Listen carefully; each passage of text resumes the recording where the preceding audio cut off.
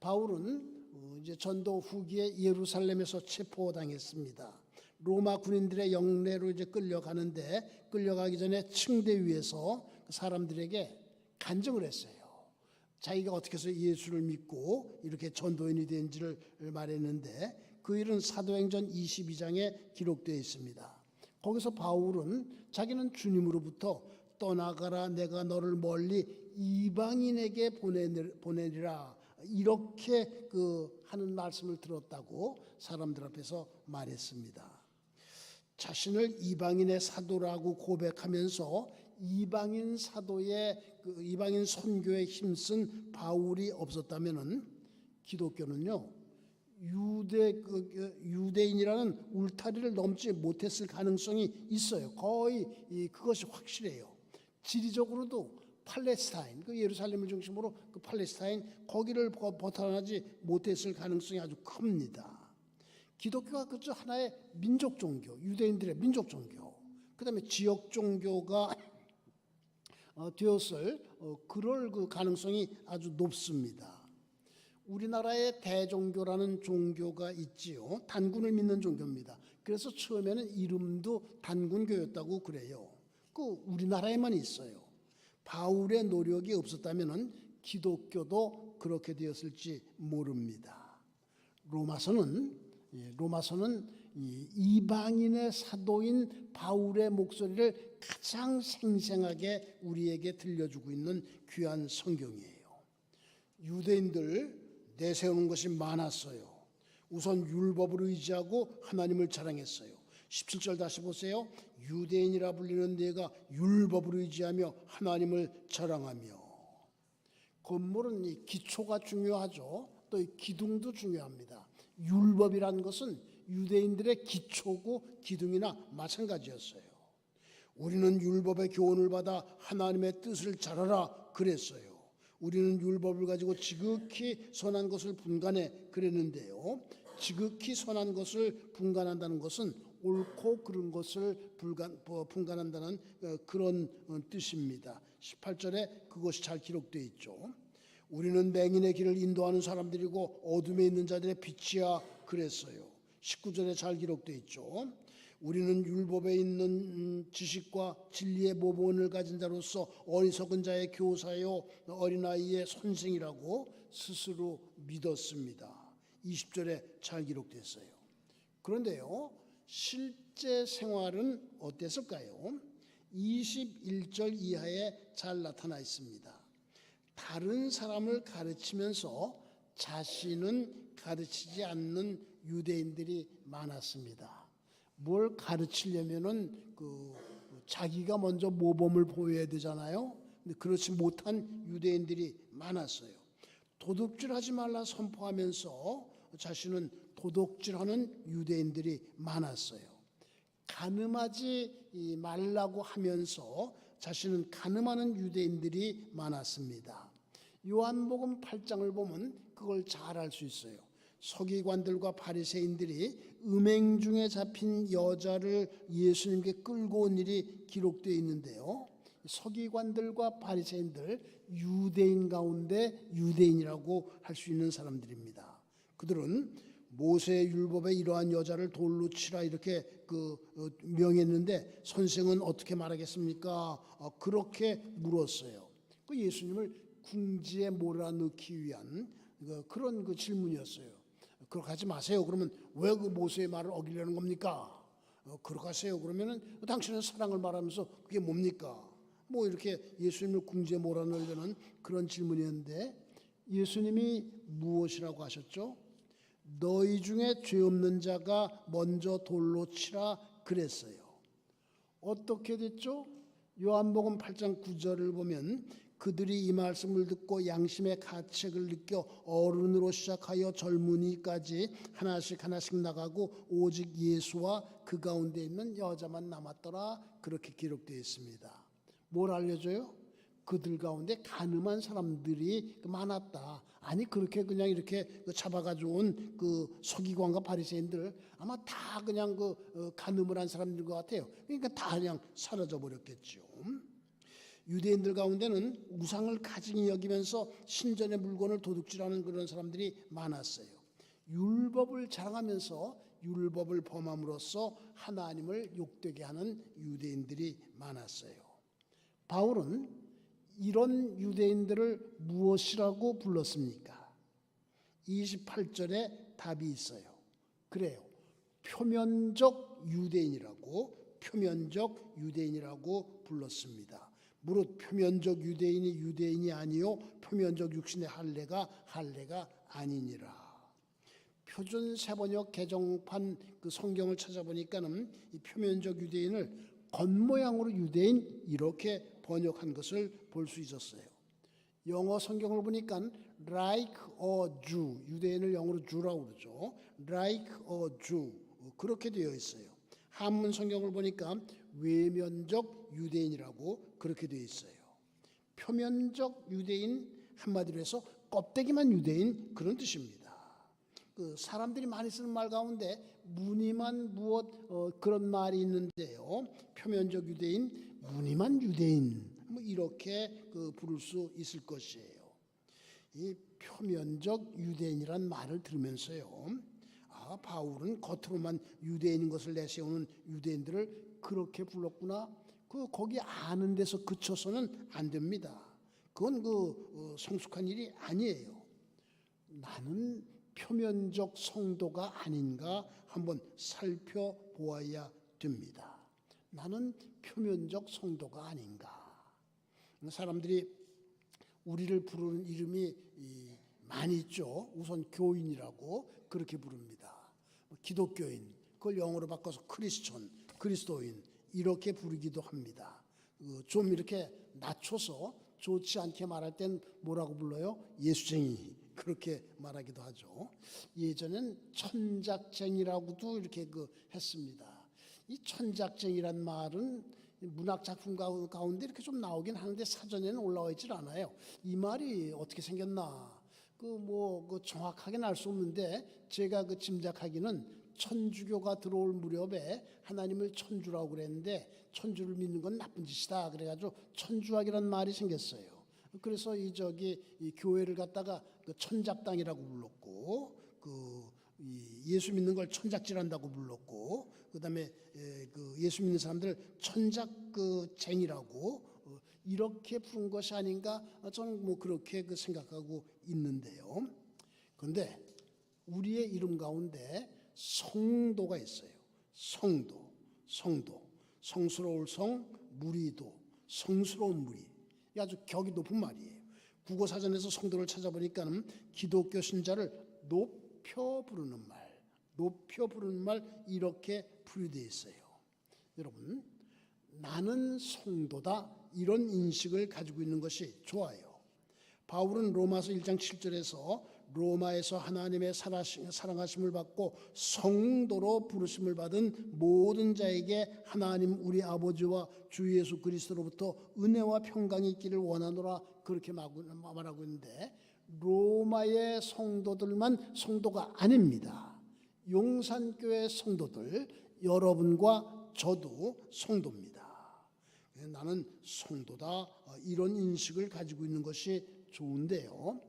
거기에서 한 걸음 더 나가서 나는 성도인데 표면적 성도가 아닌가 생각해 보아야 됩니다. 형식적인 신앙생활 하는 사람 표면적 성도입니다. 편할 때는 교회 잘 나와요. 자기에게 손해가 되지 않을 때는 자기가 기독교인인 것을 밝혀요. 형편이 나빠지면 교회 멀리해요. 기독교인이라는 것을 감추려고 해요. 표면적 성도예요. 무엇보다도 행동이 성도답지 못한 성도, 표면적 성도라고 할 수밖에 없어요. 오늘 본문에 표면적 유대인의 반대가 되는 말이 나옵니다. 뭐죠? 그래요. 이면적 유대인이에요. 이면적 유대인. 이면이란 말은 속이란 뜻이죠.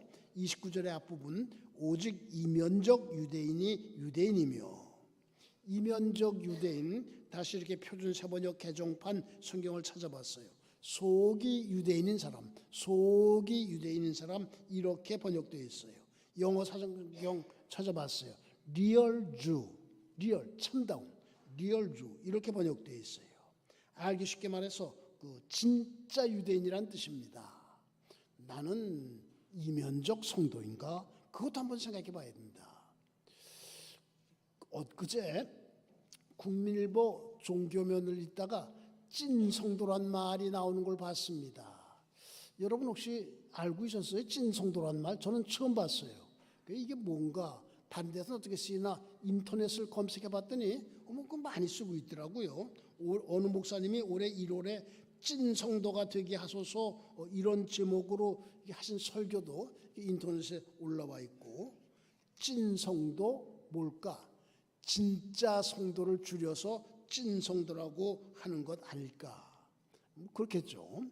찐 성도는 이면적 성도의 현대적인 표현이라고 할 수 있겠습니다. 인터넷 보니까 찐 성도의 반대 뭘 것 같아요? 짝퉁 성도라고 되어 있더라고요. 표면적 성도의 현대적 표현이라고 그렇게 할 수 있을 것입니다. 다시 한번 말씀드리는데요. 오늘 본문 읽으면서 바울은 유대인을 표면적 유대인과 이면적 유대인으로 나눴구나 이렇게 아는 데서 그쳐서는 안 됩니다. 이 교실에서는 그저 아는 데서 그치는 것도 용납이 되지만은 교회에서는 아는 데 그쳐서는 안 됩니다. 나는 표면적 성도인가 이면적 성도인가 자신에게 한번 물어봐야 됩니다. 그러면서 나는 이면적 성도가 되기 위해서 힘써야 되겠다 다짐해야 됩니다. 주님, 내가 이면적 성도가 되기 원합니다. 힘을 주세요. 지켜주세요. 도와주세요. 기도해야 됩니다. 여러분 그렇게 하시기 바랍니다. 유대인들에게 율법이 있다면 우리에게는 이게 있어요. 뭐예요? 성경이 있어요. 유대인들이 율법을 중요하게 여기는 것처럼 우리는 성경을 중요하게 여겨야 됩니다. 더 중요하게 여겨야 됩니다.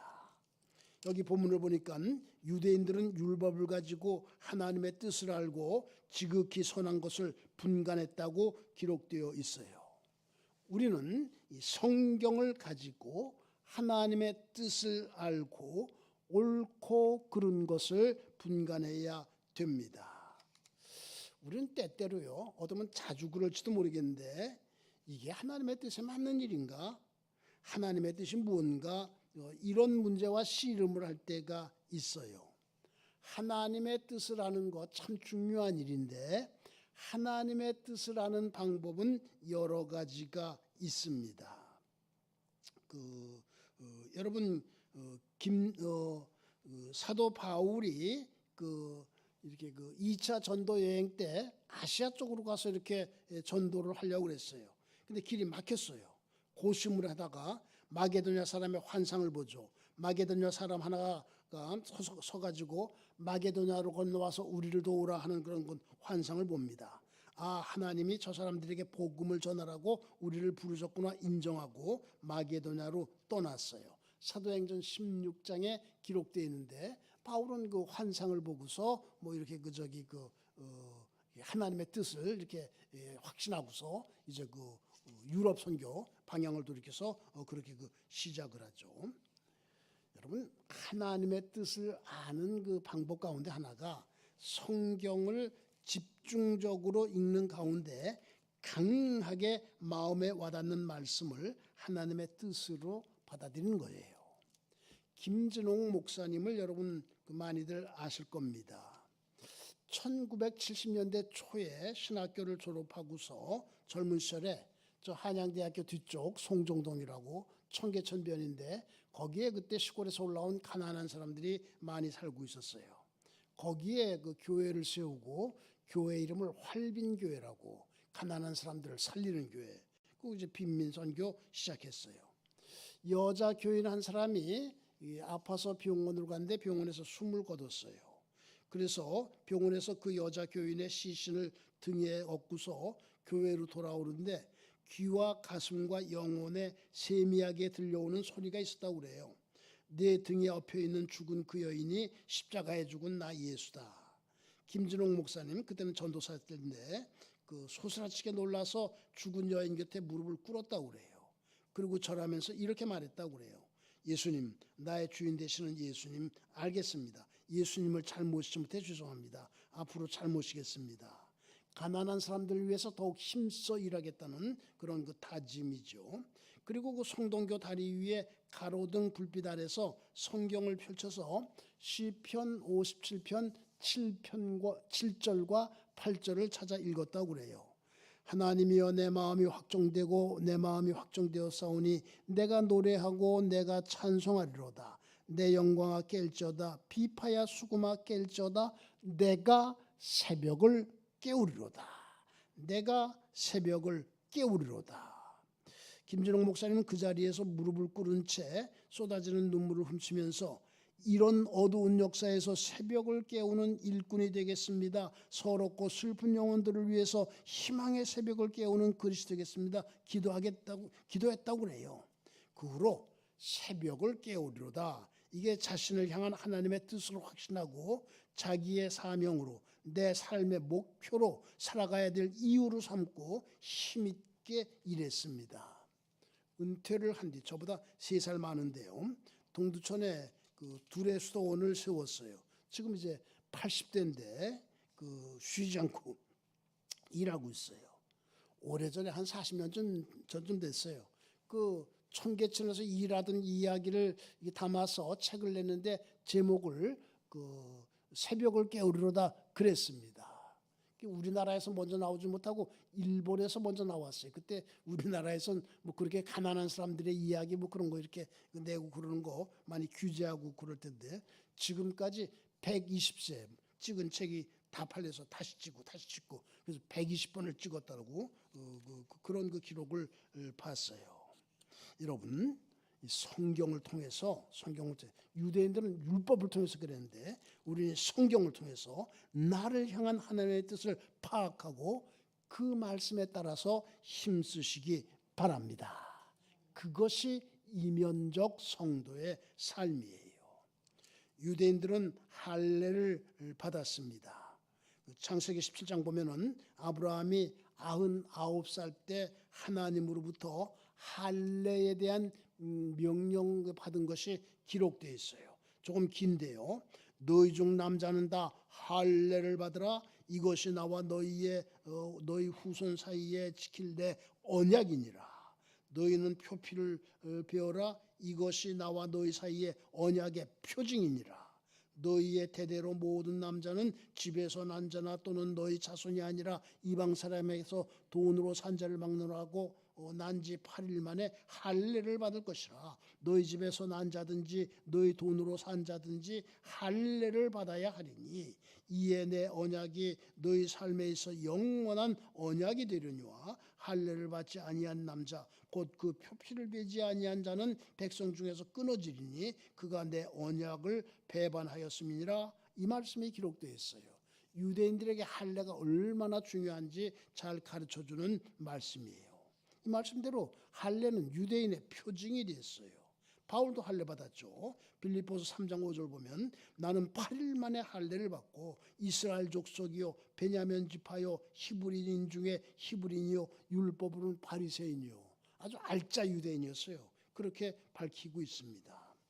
오늘 그 본문에서 바울은 할례는 뭐 여기 아까 창세기 말씀에 있는 대로 표피를 이렇게 배워내는 것인데 그 할례를 어디에 받아야 된다고 이렇게 가르치고 있습니까? 마음에 해야 된다고. 마음에 해야 된다고. 표피를 잘라내는 것으로 그치는 것이 아니라 그치는 것은 표면적 육신의 할례라고 그랬고요. 그리고 뭐라고 그랬어요? 표면적 육신의 할례가 아니니라 이렇게 말했습니다. 여러분은 대부분 세례를 받았어요. 할례와 세례는 많이 달라요. 그래도요 공통점인데 뭐냐면은 중요하다는 거. 참 우리에게 있어서 중요하다는 그 점은 공통돼요. 우리가 받은 세례의 의미를 다시 한번 생각해야 됩니다. 나 세례 받았는데 그저 이렇게 그 머리에 물 몇 번 이렇게 뿌린 거 그게 다야. 그렇게 여기고 있다면요, 그건 표면적 육신의 세례예요. 예전에요, 기독교 직장에서 직원을 채용할 때 이렇게 뭐 이게 서류 이렇게 지원서 이렇게 내는데 세례 증명서를 요구하는 일이 많았습니다. 지금은 뭐 평등 뭐 그런 것 때문에 그렇게 못 한다고 그러는데, 목회를 할 때요, 교인이 와가지고 이번에 우리 애가 어디에 지원하려고 하는데 세례 증명서가 있어야 된대요. 목사님, 우리 애에게 세례 주고 세례 증명서 하나 만들어 주세요. 그런 그 부탁을 이렇게 그 하는 일이 받는 일이 있어요. 한두 번이 아니었어요. 참 고민스럽죠. 그냥 뭐 어디 입사하기 위해서 그 세례 받는 거 쓰지 말고 교회 꼭 그 나오셔야 됩니다. 그러고서 뭐 세례를 갖다 이제 주고 세례 증명서 이렇게 만들어 주는데, 뭐 그 뒤에 이렇게 좀 관심 갖고 기도하고 또 이렇게 결과 보면 바라는 대로 되지는 않고, 심지어는 어떤 사람이 신학교 뭐 철학 교수 지망한다고 여기 와서 세례 이렇게 하길래 그때도 이제 또 세례식 이렇게 부목사들 이렇게 예배 시간에 줄 수 없으니까는 다 이제 뒤에 이렇게 증인으로 세우고서 세례를 주고, 그 다음에 이렇게 보니까 합격이 됐어요. 그 다음에 이렇게 관심을 가지고서 이제 전화해서 약속대로 교회 잘 나가냐고 그때 하는 소리가, 천주교 믿는 신자하고 결혼을 했는데 거기서 천주교에서 당신 꼭 천주교 믿어야 된다고, 그래서 좀 천주교 믿고 있습니다. 그런 대답 듣고 뭐 그렇게 되는데요. 그런 식으로 받는 세례, 표면적 육신의 세례입니다. 세례의 참된 의미를 모르고 나 세례 받았어, 나 세례교인이야 이렇게만 하고 있다면요, 역시 그 표면적 육신의 세례라고 할 수가 있습니다. 사랑하는 성도 여러분, 자신이 받은 세례의 의미를 다시 한번 생각하면서 그 세례를 이면적인 세례로 만드시기 바랍니다. 기독교인을 처치맨과 크리스천으로 나눠야 된다고 말하는 분이 있어요. 처치맨은 그래서 주일에 처치, 교회에 한번 나오는 사람, 크리스천은 중생의 확신을 갖고 예수님을 그리스도로 고백하면서 성도답게 살기 위해서 힘쓰는 분들, 이렇게 구별해야 된다고. 오늘 본문 가지고 이렇게 말하면은 처치맨은 표면적 성도, 크리스천은 이면적 성도라고 할 수 있는데요. 우리나라 기독교 인구가 1,000만이 넘는다고 그래요. 뭐 기독교 인구가 불교 인구보다도 많다고, 1,000만이 넘는다고 그렇게 말하는데, 그 가운데 이면적 성도가 얼마나 될까 좀 궁금해지기도 합니다. 북한에 지하교회 성도들이 많이 있어요. 숫자가 얼마나 되는지는 정확하게 알기 어려워요. 그런데 여러분 아셔야 돼요. 우리가 생각하고 짐작하는 것보다 훨씬 많습니다. 그건 분명해요. 뭐 남한에 들어온 탈북민들의 증언을 들어봐도 그럽니다. 미국 국무부에서 매년 이렇게 그 세계 종교 실태를 가지고 이렇게 발표를 합니다. 2022년도 작년도 세계 각국의 그 종교 실태가 지난 5월에 발표됐죠. 국제 오픈도어 선교회라는 그 아주 공신력 있는 선교단체인데, 거기서는 또 매년 연초에 이 국제 그 종교 박해지수 50이라고 해서 기독교 박해 이렇게 그저 심한 나라 50개 나라를 갖다가 이렇게 조사를 해서 발표를 하고, 그 아주 다 공신력 있는데, 그런 조사들을 이렇게 보면은 북한의 지하교회 성도들이 짐작하는 것보다 훨씬 많다는 것을 알 수가 있어요. 그런 가운데서 신앙생활하고 있는 그 북한의 그 지하교회 성도들, 이면적 성도들이에요. 중국 시진핑 정권의 기독교 박해가 날로 심해지고 있어요. 뭐 그걸 자세히 말씀드리기는 어려운데 점점 더 심해지고 있습니다. 그죠? 뭐 교회당의 십자가 떼어내기 일쑤고 뭐 그냥 여러 가지 박해가 심한 가운데, 최근에는 이 교회가 인터넷을 선교에 활용하는 것을 갖다 금지하는 법, 뭐 이것이 또 이제 공포되고요. 여러 가지 정세를 볼 때 앞으로 더 심해질 것이다, 그럴 이유들이 있어요. 그런 가운데서 신앙생활하고 있는 중국의 성도들, 이면적 성도들이에요. 일본 기독교인 숫자가 아주 적습니다. 뭐 일본의 그 어떤 그 환경, 그 심성 뭐 이런 걸 보면은 기독교 신앙을 갖기가 좀 그 어려운 그런 그 면이 있습니다. 그런 가운데서도 일본의 성도들 만나보면은 참 그 진실하다, 순수하다 그런 느낌을 받게 됩니다. 아, 이면적 성도로구나 이렇게 생각하지 않을 수가 없습니다. 한국은요, 짧은 시간에 교회가 아주 그냥 놀랍게 그 성장한 나라로 기독교인 숫자가 많은 나라로 그렇게 알려져 있는데 거기서 한 걸음 더 나가서 이면적 성도가 많은 나라로 유명해졌으면 좋겠어요. 여러분 그렇게 되기에 힘쓰시기 바랍니다. 코로나 사태 표면적 성도와 이면적 성도를 구분하는 그런 기준 역할을 했는지도 모르겠어요. 코로나 사태 가운데서도 흔들리지 않고 신앙생활을 해왔고 또 이렇게 하고 있는 여러분 이면적 성도들이에요. 목사님들은요 연휴를 참 싫어해요. 더구나 그 연휴가 주일하고 붙어 있거나 연휴 중간에 그냥 이렇게 주일이 들어 있다고 그러면 아주 이 말을 찌푸려요. 연휴 다 좋아하는데 목사님들은 왜 그럴까? 연휴 때는 예배 참석 인원이 줄어들기 때문이에요. 그런 가운데서 오늘 예배 참석한 성도들, 더구나 이렇게 비가 오는데 이렇게 예배 참석한 여러분 더 이면적 성도라고 더 이면적 성도라고 이렇게 말할 수 있을 것입니다. 요한복음 3장에 니고데모 이야기가 나옵니다. 바리새인이었어요. 유대인의 지도자였어요. 밤에 예수님을 찾아왔어요.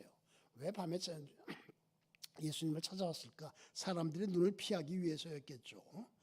왜 찾아왔을까? 주변에 있는 표면적 유대인들의 행동을 보고 이건 아니다. 여기에는 해답이 없다.